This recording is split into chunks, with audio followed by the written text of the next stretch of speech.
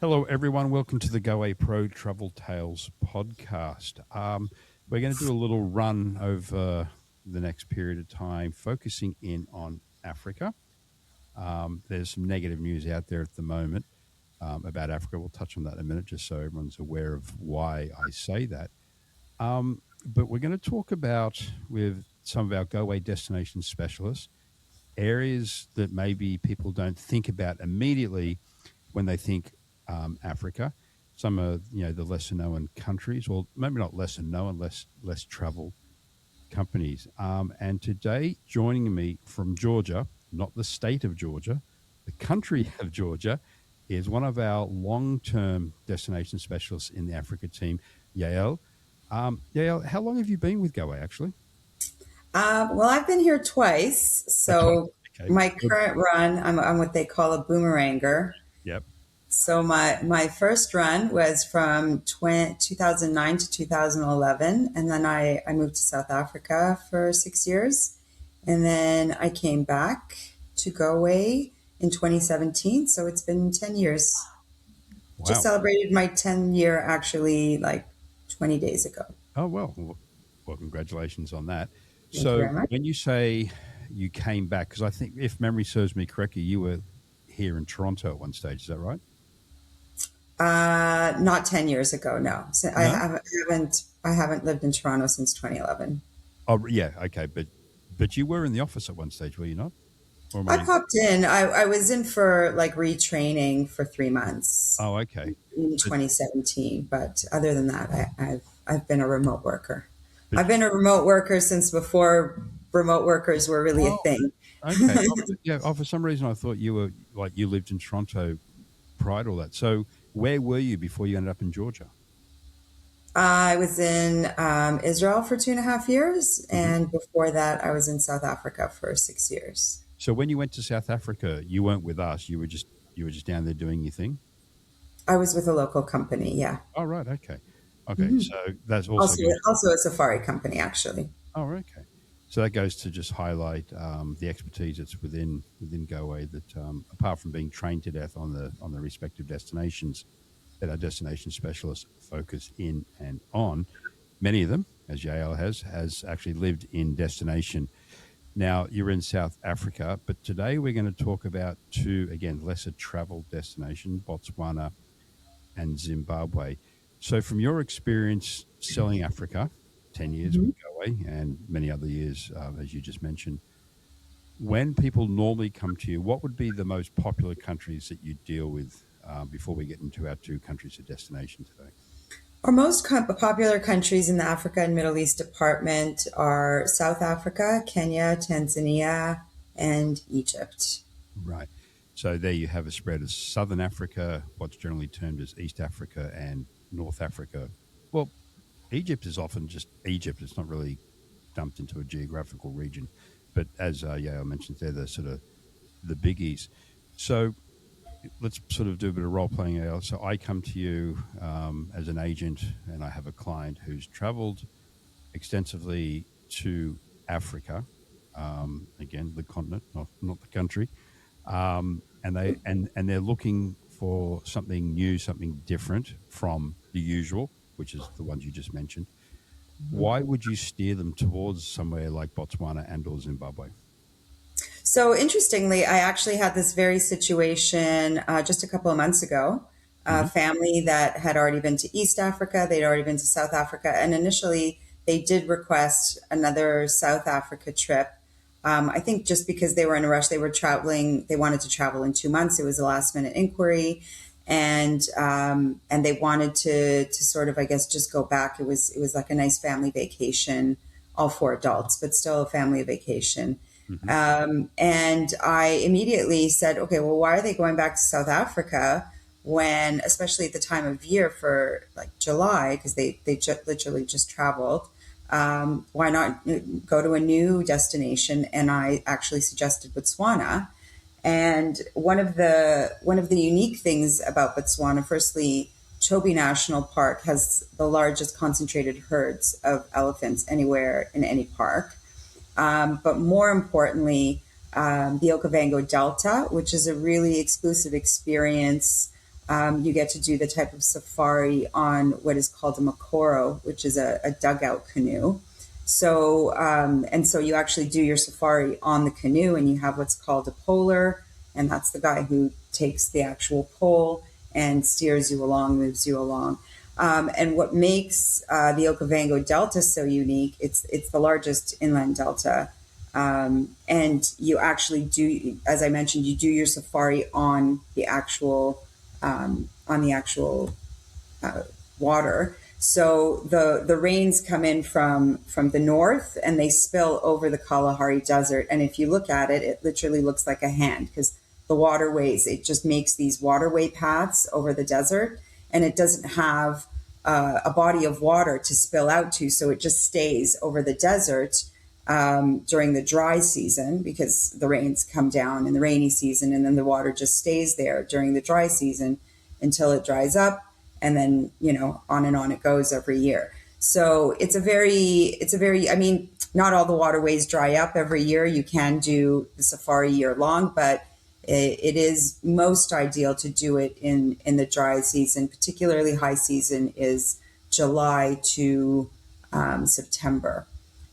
So it's a very unique, and there's very few properties on there. The country does not want mass tourism. So you're not going to get many vehicles or even many boats. You're not going to see a whole lot of people. You're going to really feel like you're in the wild, in the middle, of the wilderness in Africa. And it's a really unique and wonderful experience that you cannot get anywhere else in the world. Yeah, I think that's a key part of it too, because when I'm sort of talking about Africa, again, I don't know it as quite as intimately as you do, but I've been there many times, and as you are often asked, I'm sure, East or Southern Africa, what's, why one over the other, and that's always a big conversation. And there are a whole lot of reasons. Eastern has a few specific things that you won't find anywhere. Obviously, the gorillas will be one, and up in Uganda and Rwanda, you have Kilimanjaro, you have Zanzibar. You have the Maasai, the Samburu, and you have the migration, all very particular to those regions. In the south, South Africa has the famous uh, Kruger National Kruger. Park. God, totally went blank there. Yeah, Kruger National Park. Of course, a country which I will ask you about a bit later on. You also have Namibia in southern Africa, which borders South Africa, famous for its desert, the Caprivi Strip, and the wildlife-rich area.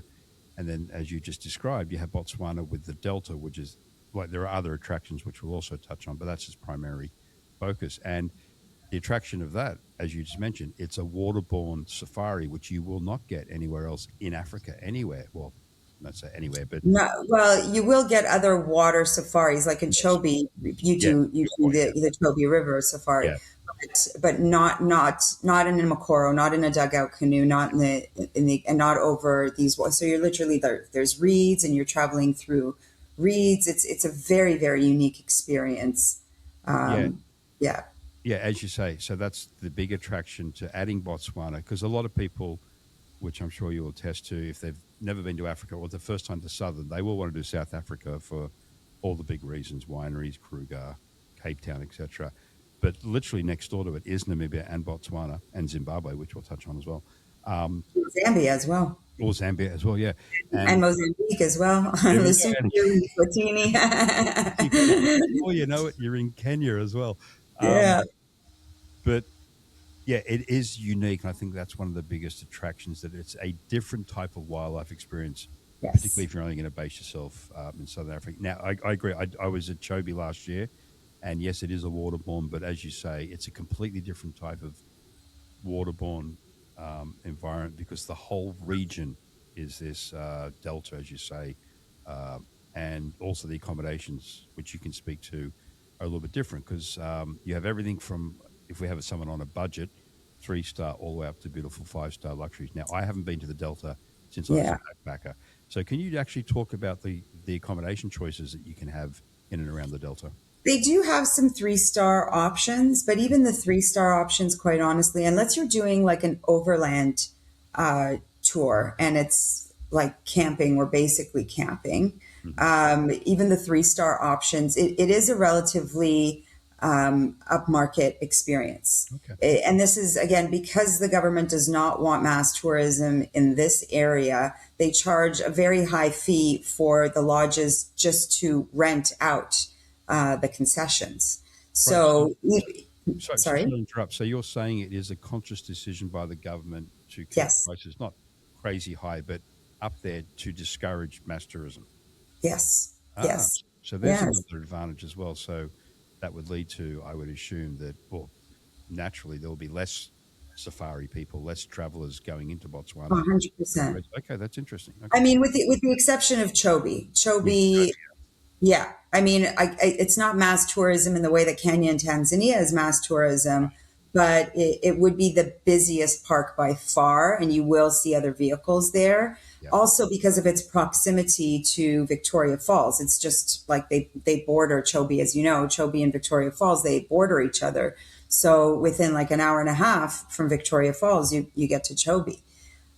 So it's an easy safari experience if you don't have to go to Kruger, if you don't have Kruger in your head and you want to go to Southern Africa and you want to visit the Victoria Falls, then you can just drive on over to Chobe, cross the border. You don't, most like Americans and Canadians don't need a visa. So you just easily cross the border and you're in Chobe, which is a wonderful national park, and also offers the Chobe River safaris as well. So it's a really good experience that doesn't require an extra flight if you're going to go over to Victoria Falls, which is Vic Falls is like one of the top 3 destinations in Southern Africa after Cape Town and Kruger. yeah, yeah. I got to say, our Chobe, it was interesting, and I'll get you to expand on this after I make my point here with respect to the Delta and the experiences down there. But we were in the Greater Kruger area on a private game reserve. And Sorry. it was wonderful because being private, there are less people there. It's very well structured with respect to game viewing and how many vehicles are around a particular sighting at any time. We went to Chobe, and the experience was amazing. The wildlife was everywhere, particularly the elephants, as you mentioned, largest herds in the water. It was crazy, beautiful, but crazy crowded, to your point, because Yeah. it is such a popular destination now. I don't want to talk anyone out of it because it's definitely worth doing it, but to get away from it. So again, I haven't been to the Delta in many, many years. When was the last time you were actually in the Delta? I'm actually going the end of this year in just a few months. Okay. So from your last experience down there, though, can you give us an idea of, again, compared to maybe a Chobe experience, what it's like with the wildlife encounters down there? It's you really feel like you are in the wilderness. I think it's in certain areas in Africa, because it sees so much traffic, the animals are really habituated to humans. Mm-hmm. So you feel the energy is different, and because there are so few other people around and the animals aren't as habituated, you really feel like it's a much wilder experience. And again, I didn't mention this before, but although I'm talking about the Makoro specifically, you can do game drives in the Moremi Game Reserve. The animals are also on land, so it is a big 5 safari. Not all the animals go into the water. So you can do both game drives, game walks, as well as the water-based safaris. They have it on the dugout canoe. They also have like speedboats as well. So you get a mix and match. And the Delta it is, I would say after Chobe, the number 2 most popular, most requested destination in Botswana. But Botswana also offers the Kalahari Desert. It also offers the Mahari Pans. They also have their zebra migration as well. They have salt pans that you can actually do like overnight in the desert, just like flat salt pans, kind of like you would picture like in Bolivia, just Yep. huge salt pans. So, and they have indigenous peoples, the San peoples, the Bushmen, and you can go out and experience their way of life as well. So it offers everything from cultural, desert, wildlife, and again, off the beaten track. So you're going somewhere really special that does still have absolutely beautiful 5-star properties, amazing accommodations, wonderful service, wonderful food. So it offers everything for a traveler that is looking for a slightly more unique experience. Yeah. Yeah, because you're so good at what you do and you're so knowledgeable, you preempted about my next three questions about, like, it's not just the not just the delta. There's the salt pans, and all those other experiences you can have. And I think key you mentioned in there too, you can see the big five within Botswana, so you don't anyone out there doesn't need to feel that by going to Botswana you forfeit, or your clients may forfeit that opportunity. Oh no, absolutely not. Yeah, Yeah, no, it is a big five. It is a big five right. experience. I mean, we always insist on telling all of our clients that you shouldn't go there expecting to see the big five. And for those that don't know what the big five are, Yep. it's an old hunting term, which is the five most dangerous animals to hunt on foot. And thankfully, we don't do it so much anymore. Obviously, Goway does not. But the big five that everybody wants to see are lion, leopard, rhinoceros, and elephant, Right. and oh my gosh, Buffalo. cheetah, buffalo. Yes, Yep. thank you. Buffalo. Yeah. Yes, buffalo. Although I think cheetah should. I mean, yes, because cheetah's not as dangerous. But I'm much more excited to see a cheetah than I Oh, am you to see are? a That's buffalo. interesting because, Absolutely. yeah, I'm Oh the yeah. complete opposite. Like, of course, in the wild, you would never say no to seeing a cheetah, but I love No. leopards. And my trip last year with my family, I found I'd seen leopards before, but sort of at a distance. And again, on our private game reserve experience, we saw one literally from me to the camera away, and that made my trip. I was so Oh, absolutely. I was referring to buffalo, not oh leopards. oh Leopards are always super exciting. I yeah, love the cats. I love the lions, and I love and cheetahs. I've been lucky to see a cheetah try attempt to hunt. They only have a 20% success rate, yeah.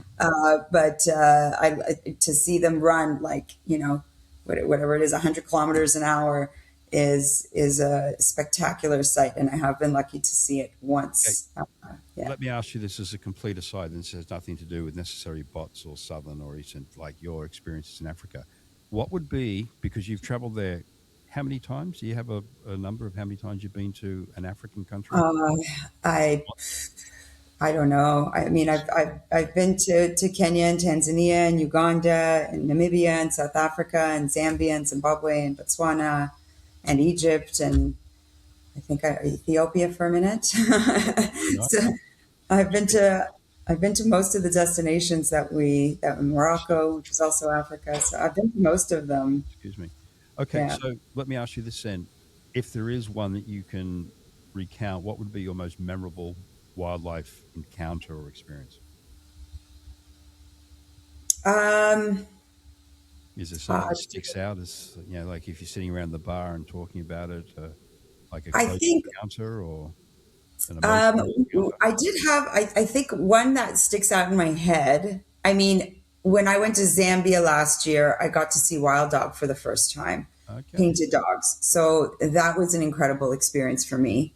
Um, the first time I saw cheetahs, which was after many safaris. I mean, we have colleagues that have never seen a cheetah and they've been on 100 safaris. Oh, So sick. Wow. yeah, they're the most difficult. So the first time I saw cheetahs was very exciting.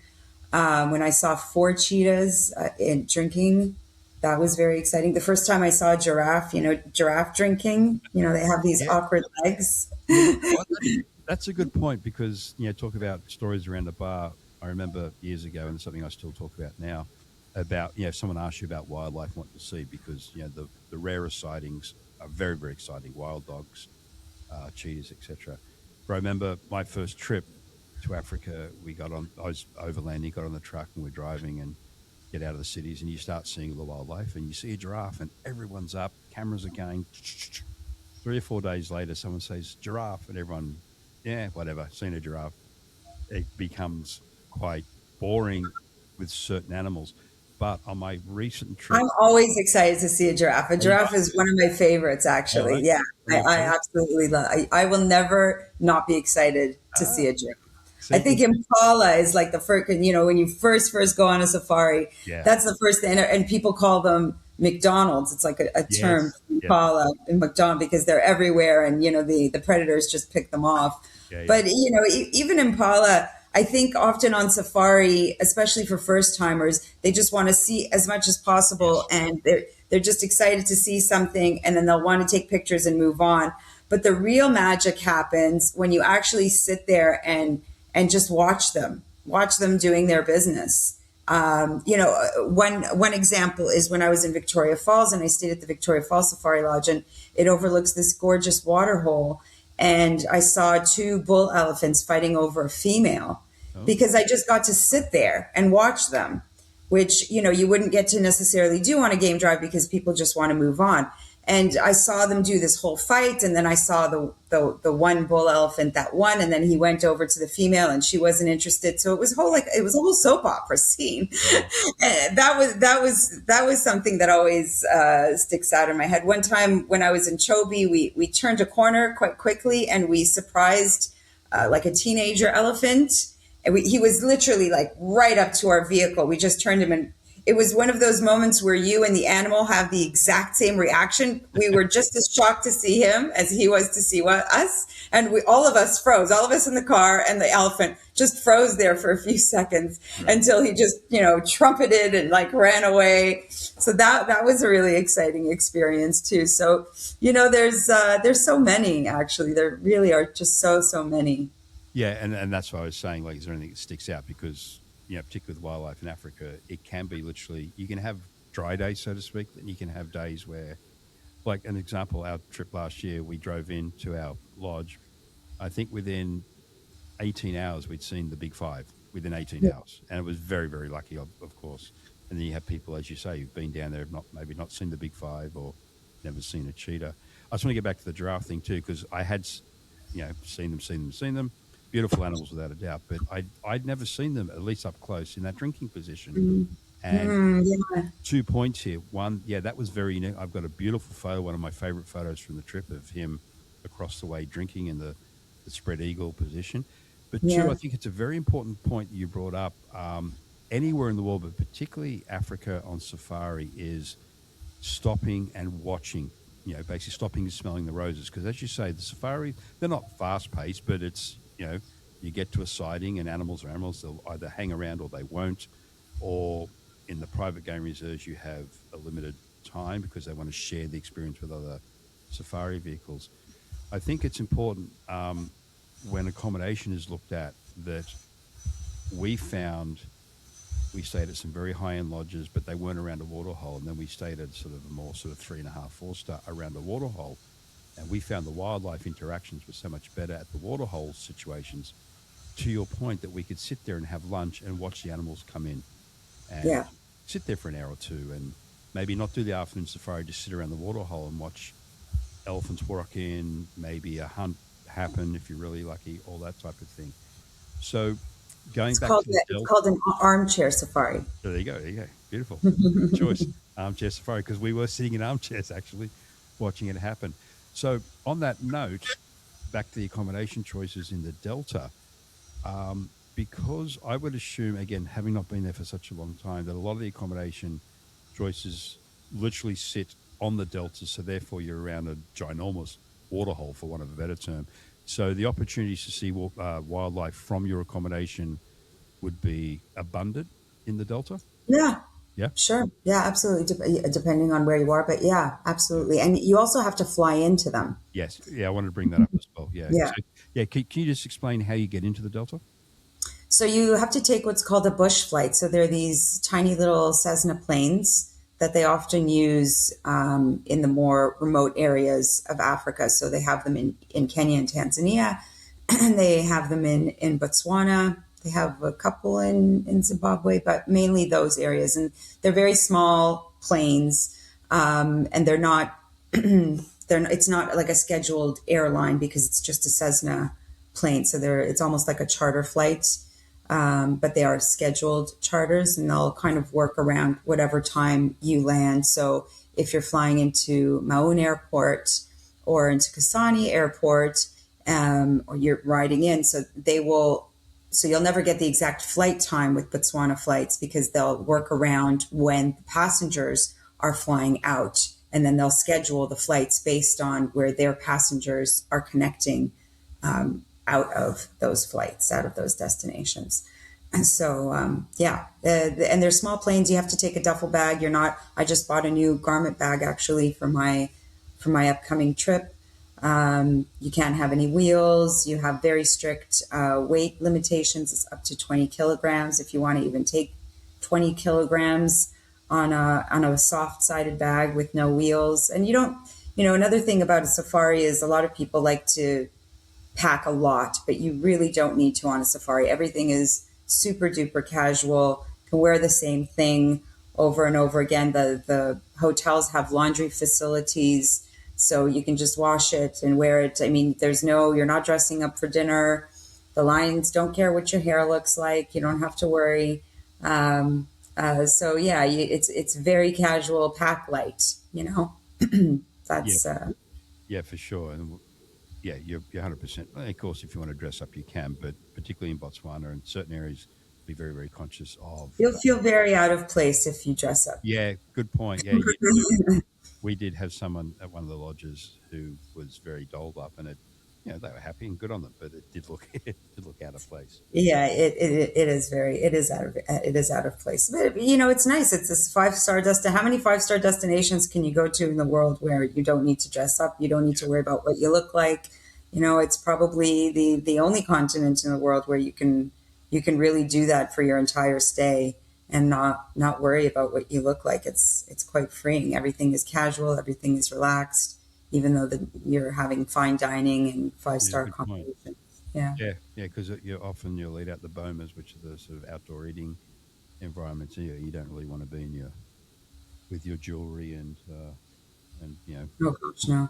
tortilla dresses, stuff like that. Okay, let's move on to Zimbabwe. Now, geographically, it sits on the border with Botswana. It touches Namibia through the Creevy Strip and into Vic Falls. So Vic Falls sits on the border of Zimbabwe and Zambia. Historically, now, Zimbabwe was the first African country I ever touched way back when I went in for my first overland trip. Back in the day, Qantas Airlines used to fly from Sydney into Harare. So I got a nice cheap airfare because my dad used to work for Qantas. So that was my first experience, and that was back, I think Mugabe was running it back then, and it was a functioning country at the time. But then Mugabe basically drove it into the ground. There was a lot of civil unrest, a lot of politics, a lot of people stopped going, other than Victoria Falls itself, which was always, for want of a better term, a protected enclave as far as tourism was concerned. But then Mugabe left, and again, I haven't followed it closely, but I know Zimbabwe politically and economically has bounced back. And because of those sort of darker times, for want of a better term, a lot of people didn't go to Zimbabwe proper. Victoria Falls, yes, but not Zimbabwe proper. So, Yael, sell us on why someone should now consider going to Zimbabwe.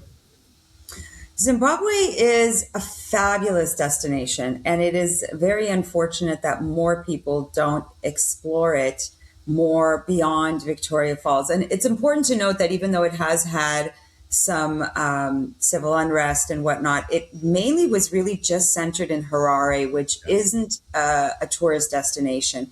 And even when things were at their worst, it didn't really get dangerous. It was a very peaceful.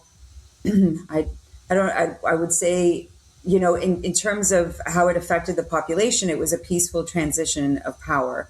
Mm-hmm. So, but beyond the political aspect of it, it really wouldn't touch the tourists at all. You're going to go to Matopos National Park, which is absolutely beautiful, rocky.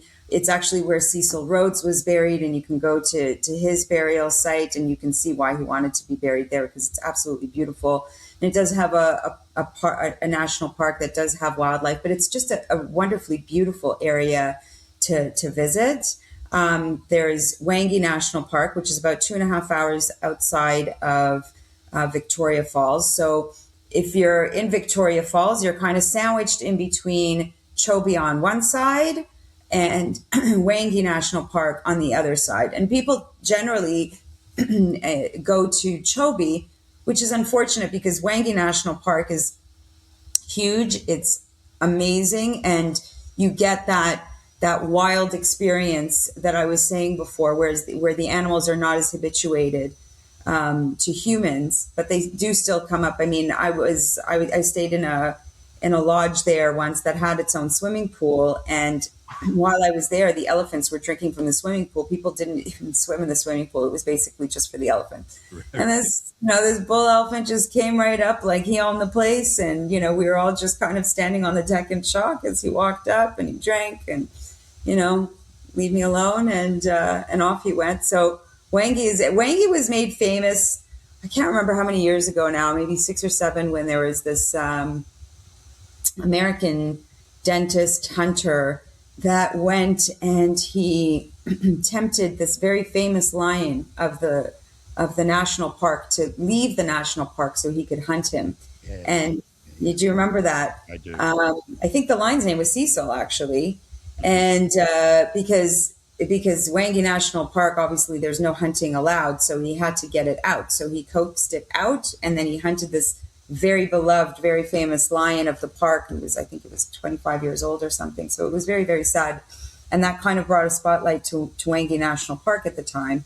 So it's abundant with wildlife. It's a fabulous park. And I would encourage, and again, wonderful accommodations there as well. So I would really encourage people to rather go to Wangi if they want something that's a little bit more quieter and feels more exclusive than Chobe. And I wouldn't really even say that it's much more expensive than Chobe either. You can also fly there from Victoria Falls. They do have little Cessna flights that go to Wangi. And then my favorite spot in Zimbabwe is actually the Great Zimbabwe Ruins, which is, I think, the second largest ruins in the world. It's like the pyramids. It's like Machu Picchu. There's no mortar in between the bricks, and it's absolutely huge. You can walk around. And when I was there, I think it was just me and the tour group that I went with. We were the only people there. We just had it to ourselves. Nice. It was absolutely fabulous. I remember it vividly. It's one of my favorite experiences in all of my travels.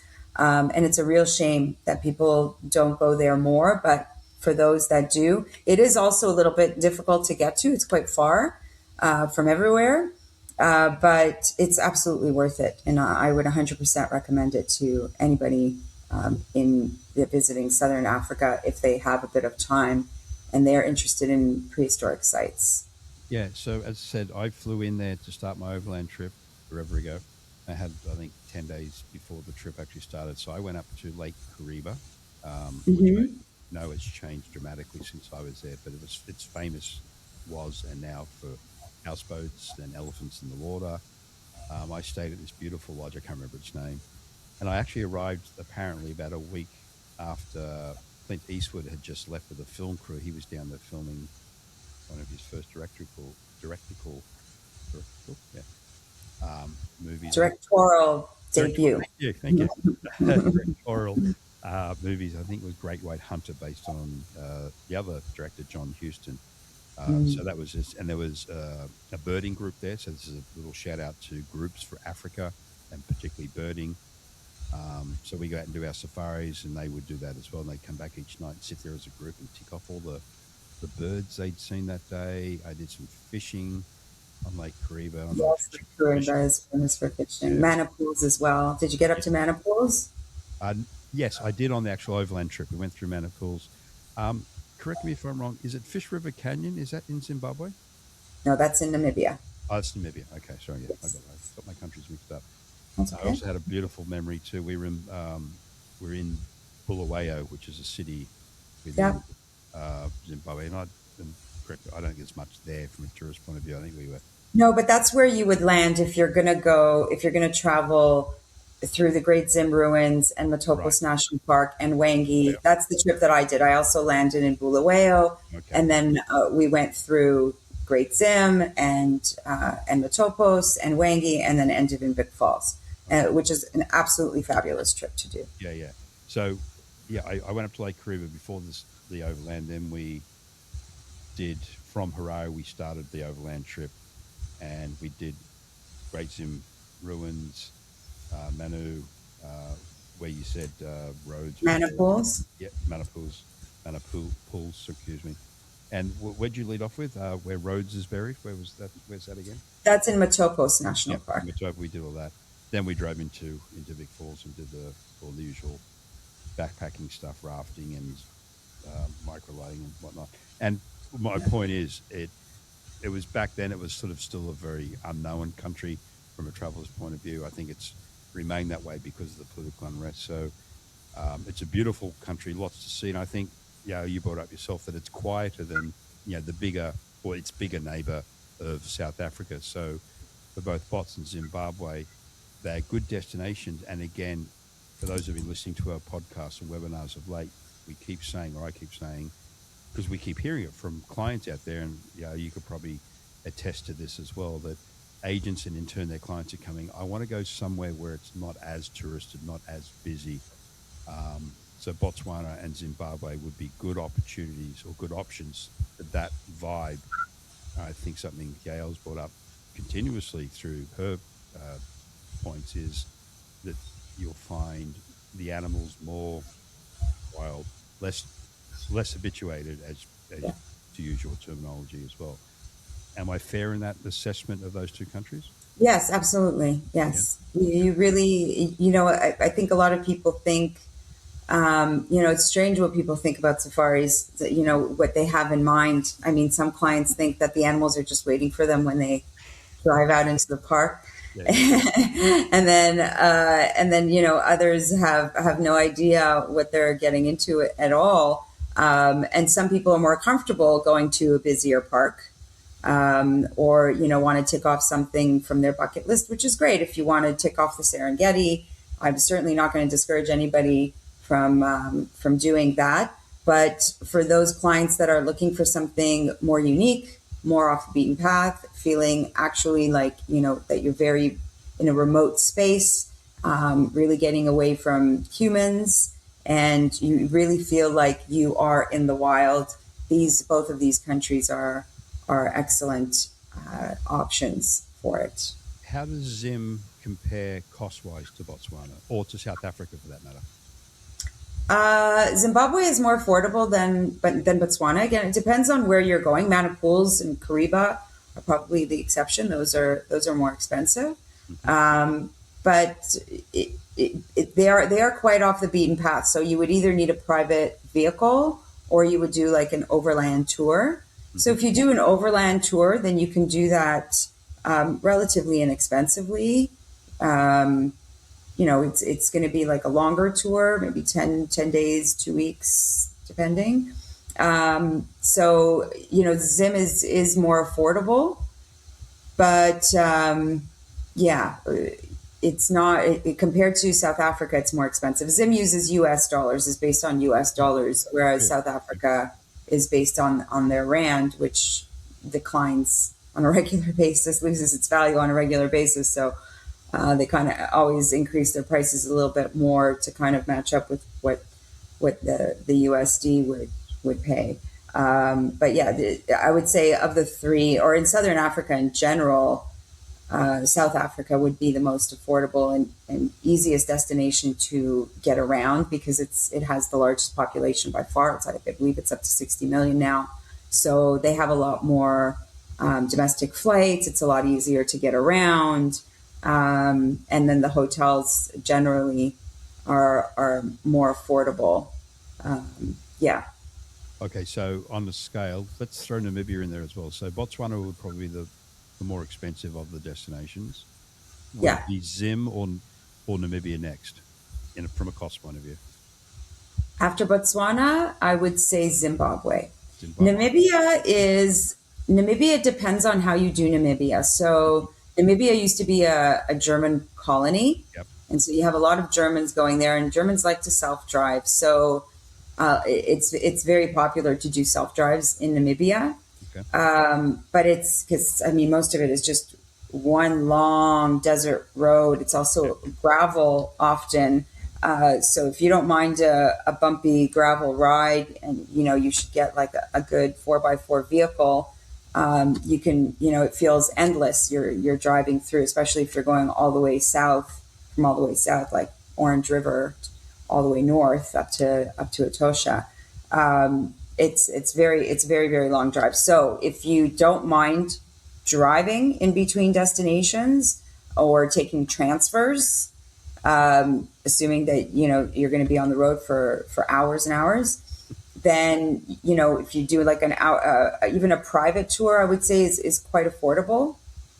Relatively speaking, it's quite affordable depending on the lodging that you're staying at. Mm-hmm. So I think I guess I would say that Namibia would be more affordable than South Africa, but there's not as much to see Yeah, there. yeah, yeah. It's a very particular experience from a wildlife and surrounding point of view, which Yeah, is really, the wildlife is just more for the vast majority. It's just Etosha yeah, National Tosh, Park, yeah, and then you've got the oldest desert in the world, the Namib Desert in the south.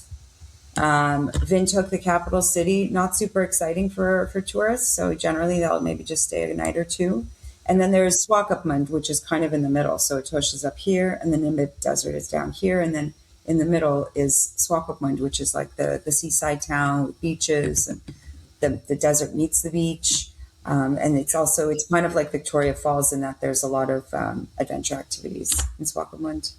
yeah. And that's again when people have asked me east versus southern. One thing I always sort of highlight if you're going to take in multiple countries, because often when people go to east, they'll do at least Kenya and Tanzania. Sometimes one country only, but often that's a combination. Then you're that close, it's, well, why not go see the gorillas? So let's say a three country combination: Uganda, Tanzania, and Kenya, and you get all the things we discussed before: Serengeti, Masai, etc. In the south or southern, the way I pitch it is if you're going to do a three country, and we're excluding Zimbabwe in this conversation at the moment, you get the classic African experience in South Africa, you get desert in Namibia, and then you get the delta in Botswana. So you get three very distinct and different wildlife experiences or environmental experiences when you look at a southern. I mean, you could go to the Kalahari Desert. You don't have to go Good point. Yeah, good to point. Yeah, Namibia to go see the desert and the yeah. salt pans. The only thing is that if you're going to do that combination, Hmm. specifically if you're going to the desert, you need time. Yes. Or if you're wanting to fly, they do have charter flights in Namibia. It is an upmarket experience, so the pricing will reflect that. Right. Yeah, and again, like I sort of throw that out there in conversations without having spoken to them about how much time have you got and what's your budget. I'm talking about sort of just the general experiences you can have in these two different areas. But now, And how much time you are okay with being on the road. yes, We have like a 23-day tour that starts in Cape Town. It goes all the way through Namibia, through the Zambezi region, formerly known as the Caprivi Strip, and then it goes into Botswana. But it really just like goes, I think, into Chobe and then ends in Victoria Falls. So it does that thing, not really seeing much of Botswana. But like if you want to do like an overland trip just in Botswana, there's like Vic Falls to Vic Falls that goes through Botswana, and that's a 2 week tour, and that's more affordable. I think it's around $5,000 US per person. okay. But you're staying in sort of 3-star properties, and it is an overland trip, so it can be hard going because the roads are not fantastic in Botswana. But you get your good African massage if you have the spirit of adventure and you don't mind being in the vehicle for quite a while, and you are on more of a budget. Then there's certainly those options for you. Yeah. Well, as an ex-overland driver, I'm all for the overland stuff. Just something you mentioned then. You said something formerly known as the Caprivi Strip. Has that name changed? Yeah, it's the Zambezi region. It's Oh, called. okay. I didn't know that. Okay, so Yeah, it changed quite a while ago. I oh, think okay. like There you go. See, ago. I'm out of touch. So It's I'm okay. They change the names a lot. I was referring to the Caprivi Strip, but it's not that anymore. Okay, then. Yeah. So again, yeah, and that last sort of point was those three countries. But again, you've now got that's another option or an alternative on its own, even, or in combination with bots, South Africa or bots, and you've got Zimbabwe, which should not be neglected anymore. It's definitely No. And again, we're not going to go into Victoria Falls because I think that's been sort of well enough spoken about. I mean, we can touch upon it Okay, go for briefly. it. I Go mean, for it. it is not, I mean, for you and I, Good point. Yeah, fair enough. it's a given, but not, maybe not for all of our clients. So Victoria Falls is obviously one of the seven natural wonders of the world. It spans over, I think, 1.2 kilometers Yes. of full frontal. You do see the whole full frontal from the Zimbabwe side. You do walk a portion of it on the Zambia side. The Zambia side does have a great view. And when I went to Zambia, I was pleasantly surprised by how much of the Victoria Falls I saw on that side. Agreed. So on the Zambia side of the Victoria Falls, it's much less popular, and the lodging there is more out of the way. Livingston town isn't nearly as busy as Victoria Falls. So the Zimbabwe side is definitely a lot more popular, mainly because of the breadth of it, and also it's as I was saying, like Swakopmund, there's so many adventure activities that you can partake in, everything from zip lining to bungee jumping and, helicopter flights. Our clientele generally is not as adventurous.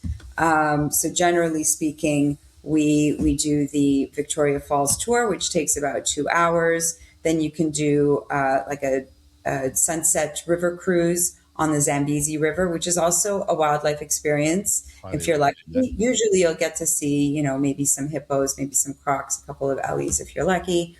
But it's a lovely sunset cruise, and you get snacks and whatnot. We also have township tours. There's the Batonka Gorge, which is it's a beautiful, beautiful view where you can, like a lunch spot. It's called the Lookout Cafe because it looks out onto the Batonka Gorge. And while you're dining, you have this fantabulous view. There's also Livingston Island and Devil's Pool. So Devil's Pool is like a rock formation underwater right at the edge of the Victoria Falls. Literally So the very when edge you, of the falls, yeah. it's literally at the very edge. So you get fabulous. You can only go there in low water season. So unlike something like the Niagara Falls, which you can go there any time of year and you'll always see tons and tons of water, the Victoria Falls has seasons based on the rains that again come up from the Angola River. So between October, November, and December, it's like a trickle. And then May, I would say the force is so strong. There's so much water that the mist covers the falls, and you have to like wait for like some wind to go through to actually see the falls. That's, Mosiatunya is the indigenous name of the Victoria Falls, which literally means the mist that thunders.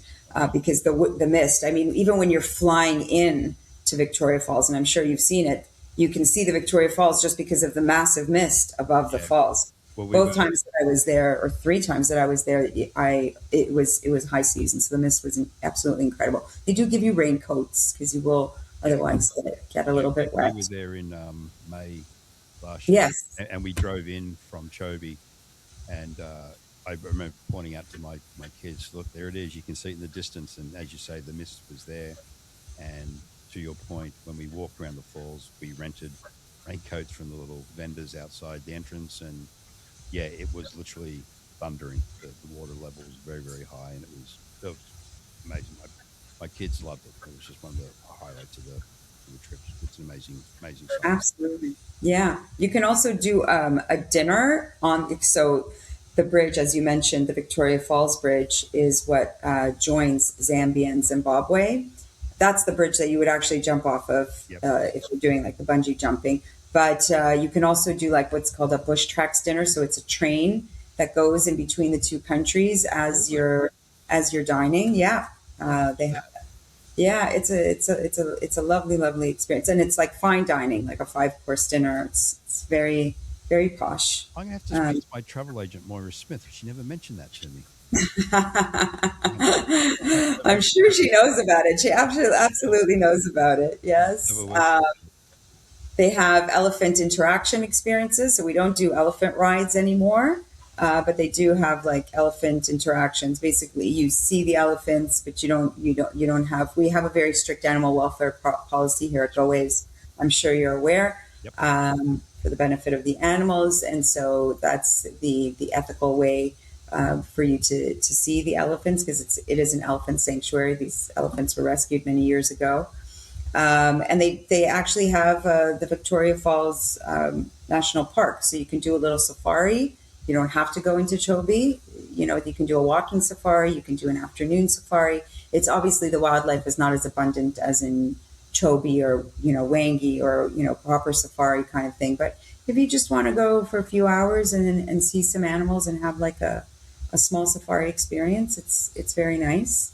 So yeah, you can have a cultural experience. They've got great shopping there. Yeah. They have both a women's market, which I highly recommend, Yep. and the general market.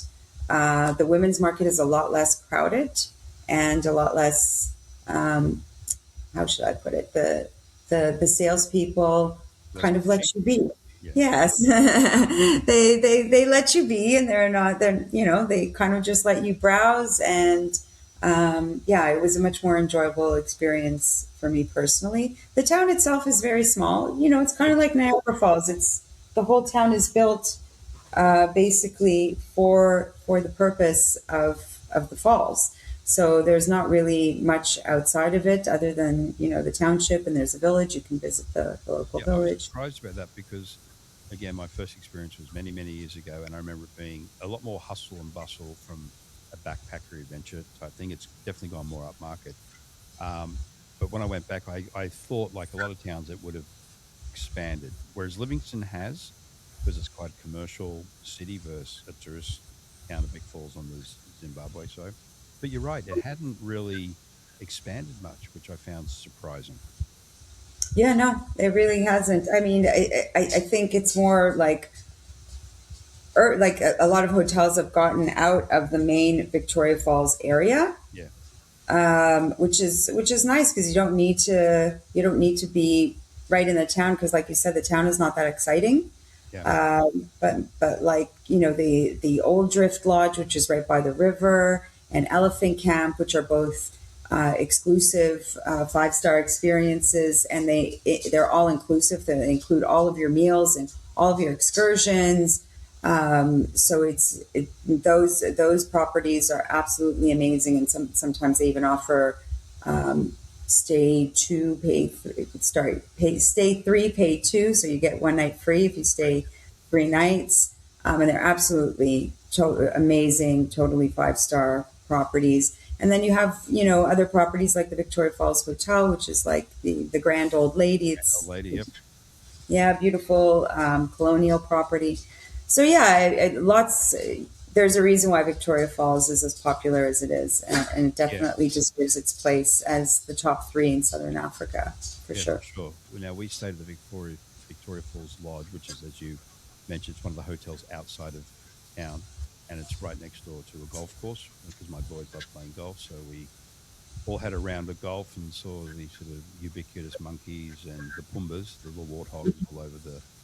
My dog is named Pumbaa Oh, after the really? warthog. There you She's go. got a mental breed, actually. Oh, that's right, South Africa. Um, Yeah. so that was an experience, and also the Victoria Falls Lodge. This is something we learned.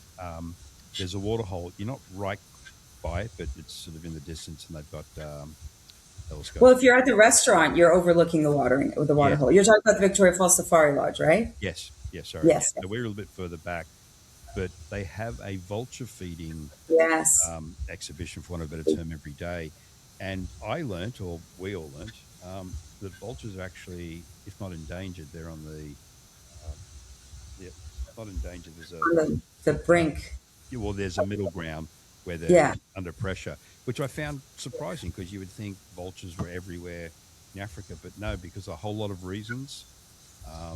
Yeah, they're under pressure. So this is actually a breeding and protection area. So you'll see hundreds, and I mean literally hundreds of vultures come in Yeah. every day for the feeding, which of They're course, so important for the yeah, ecosystem. exactly, yeah. And again, They they clean give you the everything up. story of how it. Yeah, yeah, yeah. And I think most people realize that everything has a vital part in the structure, the ecosystem, as you say. And if one thing gets knocked out of balance, it can steamroll down the road. Yeah, Okay, then I'm absolutely. going to ask you one last question before we say goodbye. Um, if someone's looking just at Botswana or just at Zimbabwe as a trip unto itself, with Victoria Falls, because they're both sort of, can be done. How many days should someone look at doing a good Botswana and a good Zimbabwe trip? I would say 9 to 10 days. Okay. And You that's could do from, Botswana in less if you wanted to just do like the main highlights. If you wanted to just go to Victoria Falls and Okavango Delta, you could do that in 4 nights plus Victoria Falls another 2 nights, so 6 nights. If you wanted to do Botswana a little bit more in depth and go to Kalahari and Makharihari, I always recommend at least 2 nights in any destination. Unless it's just the city that you're landing in and you want to get out as soon as possible, yeah. which isn't, it's not really necessary in Botswana because you can just overnight in Victoria Falls. And Victoria Falls Airport, worth noting, is become a lot more international, and they do have flights in from other airlines. So, and even Maun, actually, Ethiopian Airlines flies direct to Maun. Yep, from Addis. Yeah. So I had clients fly into Maun and out of Victoria Falls that did Botswana. They just kind of worked because it's not daily, so they worked around the dates of the flights, and they flew from Toronto, stopped in Addis, flew direct to Maun, and then back. And the flight times were fantastic, the connections were fantastic, and it was quite affordable as well. So it is an option. They don't have to necessarily go into Johannesburg or into Cape Town in order to visit these countries. Yeah, yeah. We actually flew home from Vic Falls internationally, and we use Ethiopian Airlines, which a lot of people may not consider, but they're a fantastic airline. I could not believe how big their hub is in Addis. Like the It's amount of huge. planes, it's incredible. It's a monstrous airline. It's a really good airline too. Yeah, absolutely. They use their Dreamliner from Toronto. I've flown them many times, and yes, Addis Airport is huge. Yeah, I mean, it's a bigger hub than Nairobi, actually. yeah. They fly like almost everywhere. So yeah, It's amazing. So yeah, people out there, agents out there, our audience, please consider it. And they're also very affordable compared to some of yes. the more. And you usually get really good connection times with them Yeah. from North America. Just a couple of hours, sometimes even less, in and out. So it's a good option. Okay. Hey, thank you very much for that. As I introduced you, like, you are very, very knowledgeable. You've been doing it for so long. Got a great insight, passion, obviously. Even your dog's called Pumbaa. Can't get that. Is there anything you'd like to leave our agent audience with in direct respect to Botswana and or Zimbabwe? I would say if you have clients that are looking for something a little bit out of the box, then they should absolutely consider these destinations. It can be a little bit more for the bespoke traveler, the one that wants something a little bit different while not going, too far. And it's not meaning it's not too difficult to get to either of these destinations. It's quite easy, as we just discussed. But absolutely, if they're feeling a little bit more adventurous, both these countries are also very, very safe, I should say. Yeah. They're sparsely populated, especially in the areas that you would be visiting. So you wouldn't have very many visitors. You would definitely have a really nice, private, intimate experience. And absolutely, they should consider it for any of their travelers interested. Well, there you go. Botswana, Zimbabwe, something different and unique within the world of Africa and safaris. And again, what's becoming more and more requested and sought after, a quieter destination with less people going in there. And as I said, some very, very unique and different opportunities and experiences. You want to get away from far from the maddening crowds. These are absolutely your destinations. Yes. Yeah, so that's the perfect way to end all this. So, Yael, thank you very much coming to us all the way from Georgia. And to our audience out there, as always, thank you for your time. We know how busy you are. We know how busy you are. We hope you found today enjoyable and educational. And until next time. Thank you, Don.